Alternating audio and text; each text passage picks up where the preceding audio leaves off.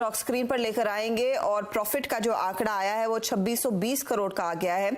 चौथी तिमाही के नतीजे हैं। एक्सपेक्टेशन था 50% जंप प्रॉफिटेबिलिटी में, जंप तो है लेकिन 2773 करोड़ के अनुमान के सामने 2620 करोड़ का दरअसल कंपनी में या 2623 करोड़ का मुनाफा कंपनी ने किया है डिलीवर।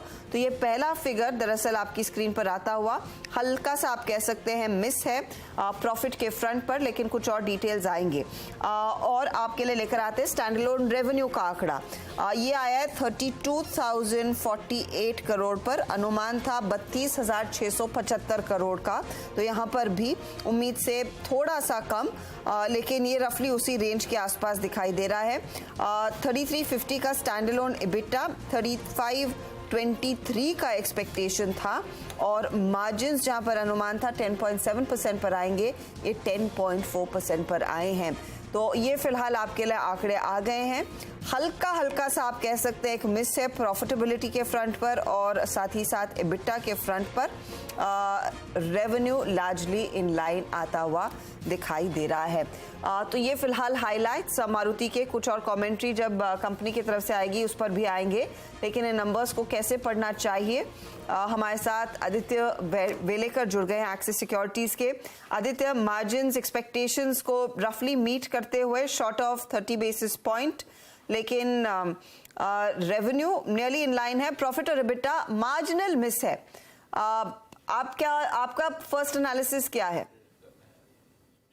हाँ, आई गेस जो नंबर्स आए हैं उसमें इबिटा मिस थोड़ा सा एक स्लाइटली नेगेटिव सरप्राइज है, but we can't say it's totally negative, but more और लेस इन लाइन नंबर्स लग रहे हैं। टॉप लाइन तो इन लाइन है, मार्जिन थोड़ा सा कम आया है, बट ओवरऑल एक्सपेक्टेशन से इन लाइन ही रिजल्ट बोल सकते हैं इसको। जो एसयूवी का जो शेयर बढ़ा था इस क्वार्टर में, उसके हिसाब से उसकी वजह से मार्जिन्स में इम्प्रूवमेंट आई है, तो वो रिफ्लेक्ट हो रहा है रिजल्ट। मैनेजमेंट की कमेंट्री काफ़ी इंपॉर्टेंट होती है, उसमें किस तरीके का उनका एक एक्सपेक्टेशन है और क्या रीज़न है मार्जिन में हल्का सा जो मिस है उसका, वो जानने की कोशिश करेंगे। लेकिन एक तो नंबर्स और जैसा हर्षिता बताई थी, ईयर ऑन ईयर नंबर्स फिर भी काफ़ी अच्छे हैं, क्योंकि ये एक्सपेक्टेशन भी थी कि ईयर ऑन ईयर नंबर्स अच्छे रहेंगे। आदित्य, आपकी कॉल क्या है स्टॉक पर इस समय, क्योंकि स्टॉक ने काफ़ी आउट परफॉर्म किया है पिछले कुछ महीनों में? कॉल तो बाय ही है स्टॉक पे, क्योंकि FY24 में एक फुल ईयर एक्सपोजर मिल रहा है एसयूवी का, क्योंकि जो उनके जो लॉन्चेस हुए हैं एसयूवी में, एक तो ग्रैंड विटारा का फुल ईयर एक्सपोजर आएगा अभी, उसके बाद जिम्नी और फ्रॉन्क्स का जो उन्होंने प्राइस पोजीशनिंग किया है 7.4 लाख, जो एक कॉम्पिटिटिव प्राइस पोजीशनिंग है, और जिम्नी से भी तो ओवरऑल जो उनका पोर्टफोलियो मूव हो रहा है from hatchbacks and sedans to higher price SUV models, तो उसका फुल बेनिफिट FY24 में आ सकता है। एंड उसकी वजह से जो रियलाइज्ड प्राइजेस है, इनका जो ASP जो है वो इंक्रीज होगा और that will be the growth driver for the stock. तो द फंडामेंटल्स आर इंटैक्ट। 24 में अभी उनका जो एसयूवी शेयर है वो प्रोपोर्शनली बढ़ना चाहिए and that will be driving our profitability. Okay Aditya, top line bottom line की बात हुई यहाँ पे, but coming back to margins, मेरे को याद है कि M&M ने कुछ प्राइस हाइक्स इसी क्वार्टर में लिए थे, लेकिन थोड़ा सा मारुति ने प्राइस हाइक्स को डेफर किया था। उन्होंने सब्सटेंशियल प्राइस हाइक किए हैं 1 अप्रैल से।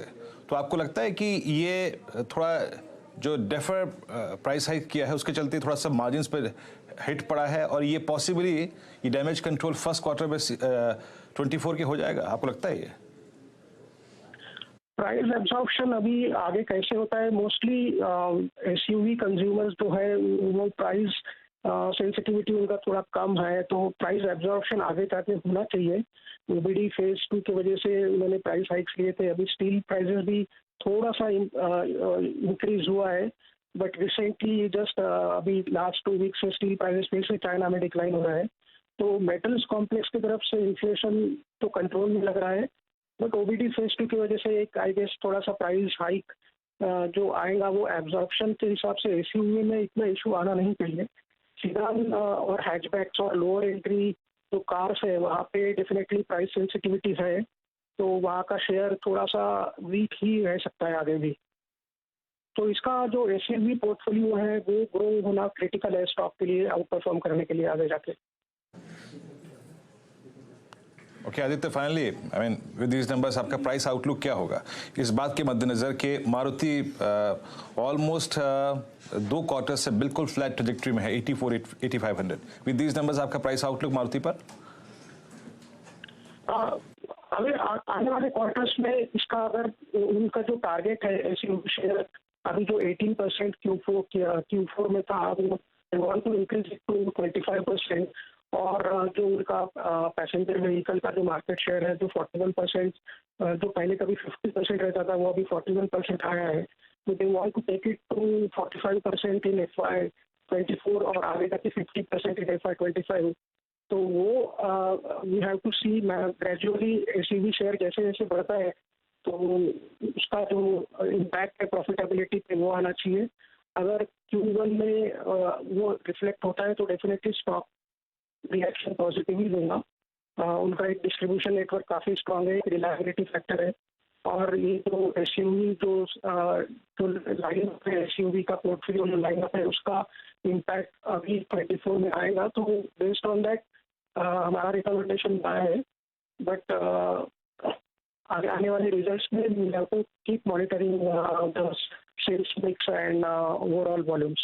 जो चीज़ है जो मारुति के नंबर्स में साफ दिखाई दे रही है, जो कंपनी कैपेसिटी एक्सपेंशन की बात कर रही है, वो रिफ्लेक्ट कर रहा है कि डिमांड मजबूत है। कंपनी ने कहा है कि वो अपनी कैपेसिटी को इंक्रीज करेंगे, 1 मिलियन यूनिट्स पर लेकर आएंगे, यानी कि 10 लाख यूनिट्स पर लेकर आएंगे।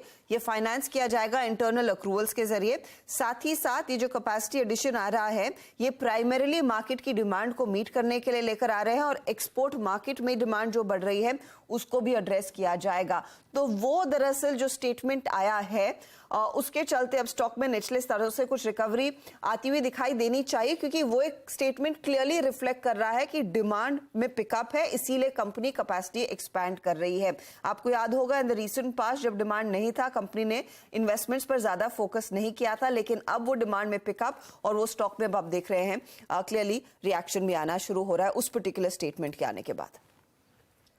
बिल्कुल, और इस समय स्टॉक डे लो की ट्रेजेक्ट्री में मारुति सुजुकी का, लेकिन ध्यान रखिएगा मारुति में एक डिसेंट रैली भी हुई थी और अभी भी मेरे ख्याल से 1-2 नंबर्स और वॉल्यूम को लेकर और बाकी नंबर्स हैं जो हम थोड़ा एक्सपेक्ट कर रहे हैं, उसके बाद ही एक फाइनल कॉल ले पाएंगे। चलिए एक काम करते हैं, फिर आदित्य को थैंक्स बोलते हैं इस नोट पर हमारे साथ जुड़ने के लिए। आदित्य शुक्रिया जुड़ने के लिए हमारे साथ। अब आगे बढ़ते हैं और कल की अर्निंग्स की बात कर लेते हैं, फिर जो काफ़ी इम्पोर्टेंट कल की अर्निंग्स आने वाली हैं और इंडेक्स से रिलेटेड भी काफ़ी बड़ी बड़ी अर्निंग्स हमारे पास आने वाली हैं। तो आशीष और यतिन दोनों जुड़ेंगे हमारे साथ बात करने के लिए। नंबर्स कल लीवर के नंबर्स, एक्सिस के नंबर्स, विप्रो के नंबर्स और टेक महिंद्रा के नंबर्स, तो 4 बड़े नंबर्स जुड़ने वाले हैं। तो हर्षिता शुरुआत किसके साथ की जाए? HUL के साथ, कंसिडरिंग आज